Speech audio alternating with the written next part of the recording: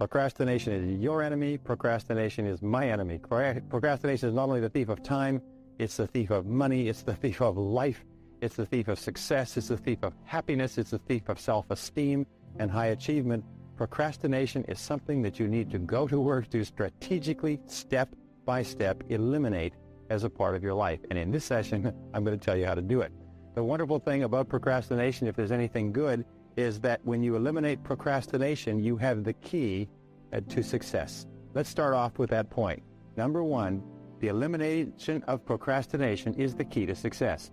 In fact, you cannot imagine a successful person who's a procrastinator, and you cannot imagine a person who gets things done immediately who is unsuccessful in any way. So, number two is, in order to overcome procrastination, you need good organization. You need good organization. You need to take the time to think and plan. You need to take the time to think, what is it you're trying to do? How are you trying to do it? What are the most important things that you've been hired to accomplish? What are your key result areas? What are your most important priorities? And so on. So what we've been talking about up to now is giving you all the tools necessary, including eliminating the time wasters and especially eliminating this one. So now you're well organized. You've got your goals. You've got your plans. It's time to go. What are the obstacles to eliminating procrastination? Well, here's one of the primary ones. We talked about it very early, and it's the difference between the urgent and the important. We said before that the urgent is seldom important and the important is seldom urgent. But what happens is that the important things, the ones that are not urgent, are the ones that can contribute the most to our lives. They're also the biggest tasks, and they're the ones that have the greatest negative consequences if we don't complete them on time. What is important eventually becomes urgent. So what do? We don't allow ourselves enough time. We hurry and try to get a lot of things done in a short period of time. We don't do them as well as we could, and our critical, biggest opportunities for high performance are kicked out from under us. The natural tendency to delay on our important but not urgent tasks builds the habit of procrastination, and pretty soon, if we're not careful, we start to procrastinate on everything. Well, the fourth key to overcoming procrastination is to use procrastination in this way. Use what we call creative procrastination. Creative procrastination is another way of calling it or referring to completion by deletion. Creative procrastination says that since you can't do everything, law of forced efficiency, you have to do something.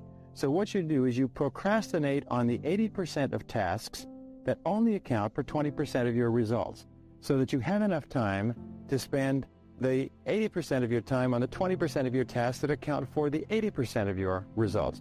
Are you with me on this? In other words, you consciously choose what subjects or what areas or tasks you're going to procrastinate on, and then you deliberately refuse to do those things because they do not contribute to the most important goals you have set for yourself.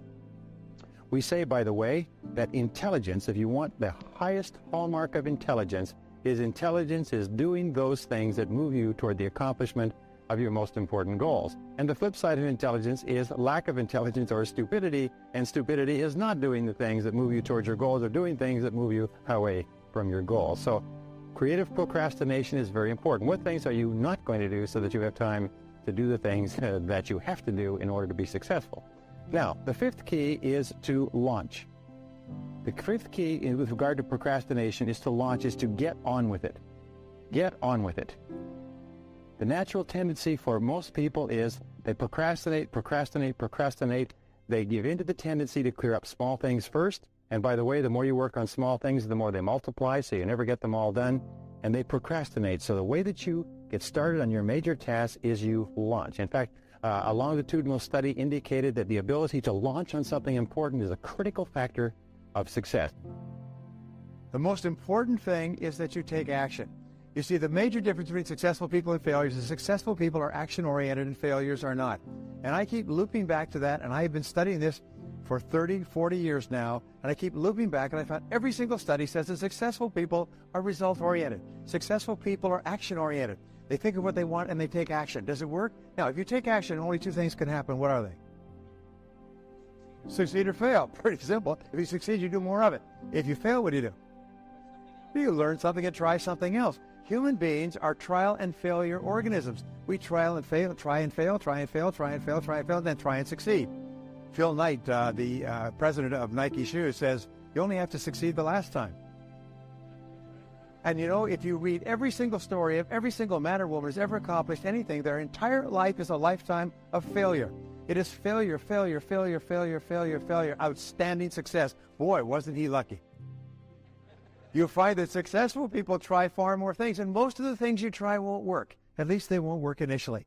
So therefore, the thing is to keep trying, because you have a cybernetic organism or a mechanism built into your brain, which means every time you try anything, you learn something. You try something and you learn something, and you learn what works and you learn what doesn't work. So you find there's a direct relationship between the number of times you try and how likely it is you are to triumph. If you make a list of everything that you do in the course of a week or a month, it'll work out as an entrepreneur, because I've worked with entrepreneurs for a decade, and I've worked with thousands of entrepreneurs in 1 and 2 and 3 year personal coaching programs. There'll be about 20 or 30 things that you do. Of those 20 or 30 things, there will be 3 things that you do that account for 90% of your value. 90% of the results that you get will be 3 things. And all the rest will be in the other 10%. So if you want to dramatically increase your effectiveness, your results, your income, you have to identify what I call the big 3. Something is valuable to the degree to which it has serious potential consequences. Something is unimportant to the degree to which it has low or no potential consequences. So one of the thinking tools that you have to have is look at everything that you do and ask yourself, does this have big potential consequences or not? And you'll find that most people spend most of the time working on things that have low or no consequences. At Harvard University, there was a great professor. He's dead now, but I began to study him in the 60s, and his name was Dr. Edward Banfield.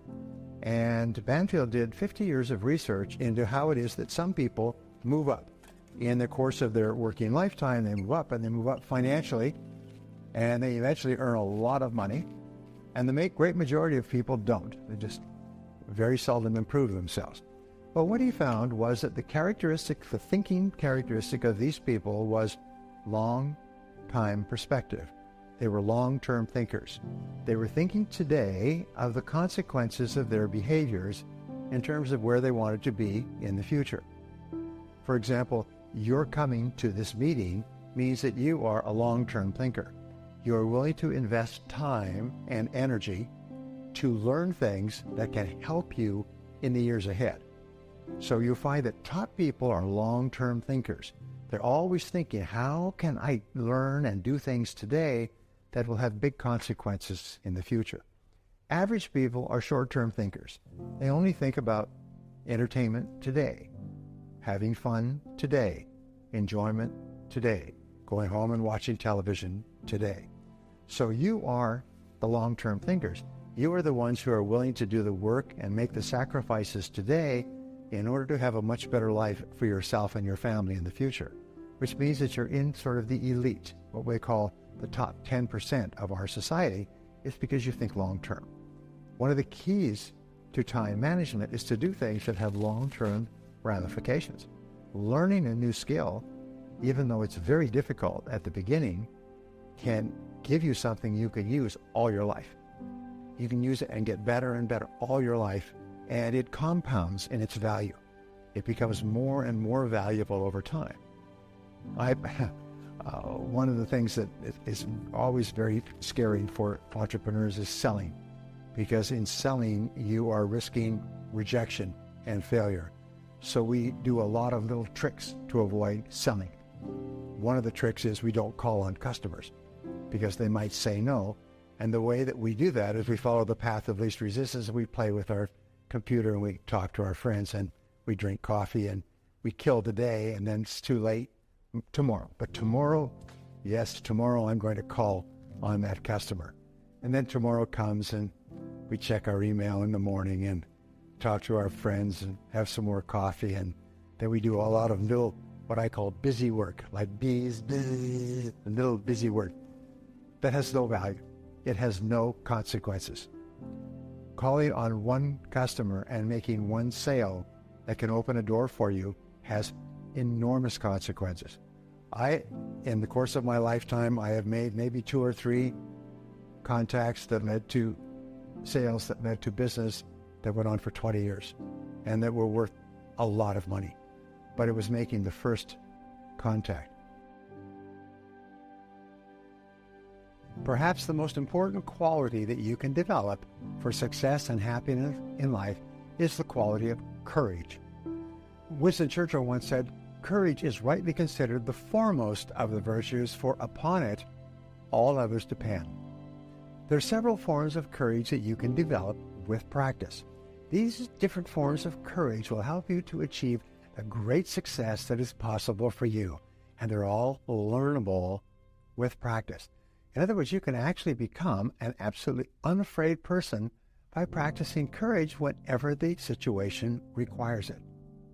The first form of courage is the courage to dream big dreams and to set big goals. This is where most people are stopped. The very idea of setting big, challenging, exciting, worthwhile goals, sometimes they call them BHOGs, big, hairy, audacious goals. The very challenge of doing that is so overwhelming that most people quit before they even begin. They think, oh, I could never do that. They think of all the reasons why they might fail and all the money they might lose, and they literally shut themselves down even before they get started. But this is not for you. Sit down and write out your goals as if anything were possible for you. Sit down and write out your goals as if anything were possible for you, and never be afraid to dream big dreams. The second type of courage you can develop is the courage to make a total commitment, throwing yourself wholeheartedly into whatever it is you decide to do. All successful people, of my experience, are people who are living fully engaged. They are fully involved in their lives and in their goals. They don't do things by half measures. They may have no guarantees, but they're not afraid to put their whole hearts into their activities. If they fail by trying greatly, not by playing it safe and wishing and hoping that everything will work out all right in the future. What they do is they take great risks with no guarantee of success, and so can you.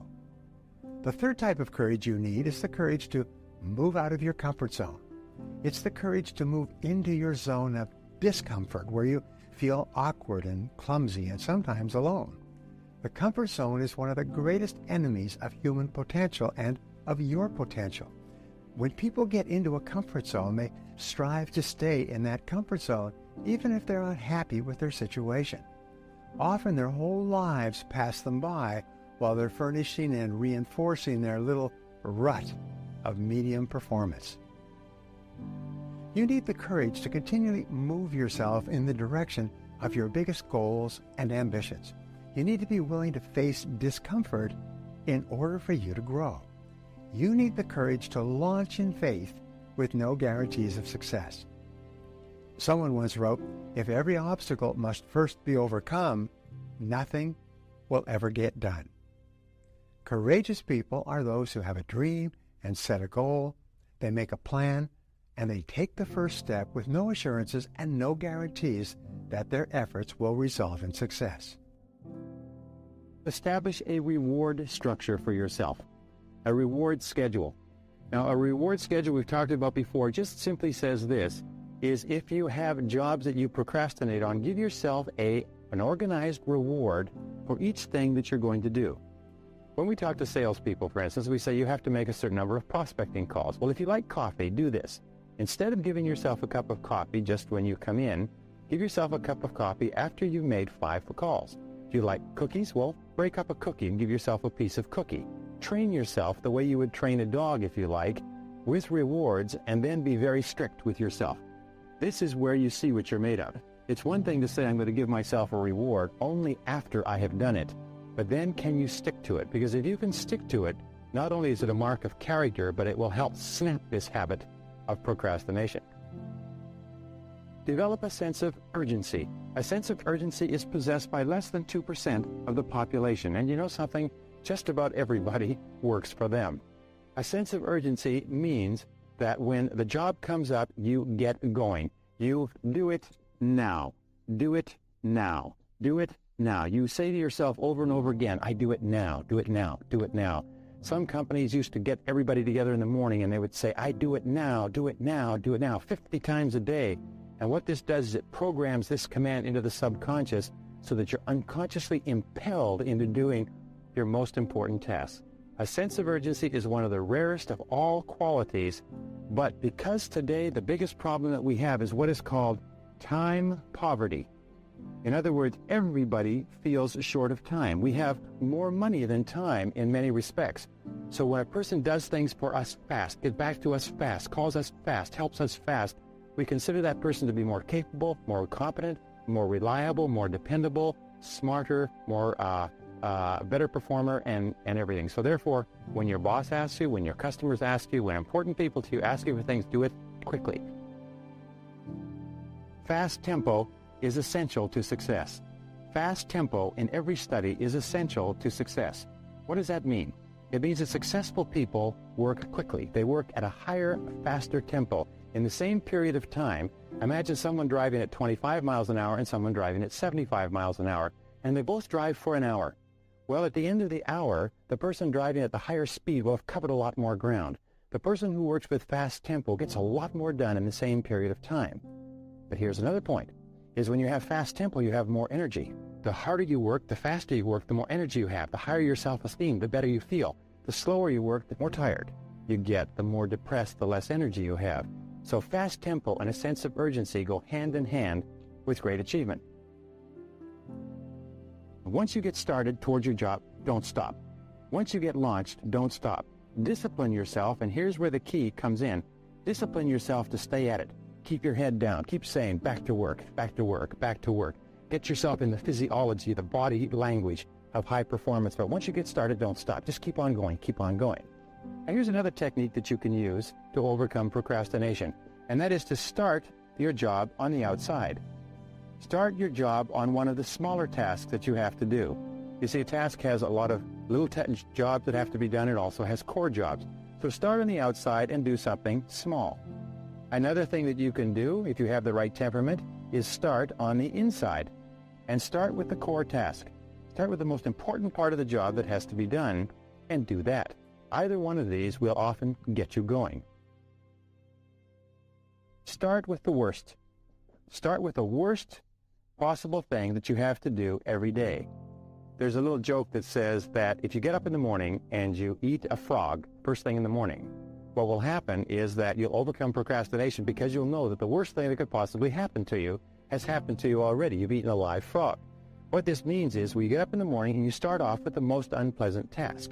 They've done several studies with regard to exercise, by the way, and they find that people who exercise first thing in the morning are several times more likely to continue exercising than people who wait until later in the day, because later in the day there's always a reason to procrastinate.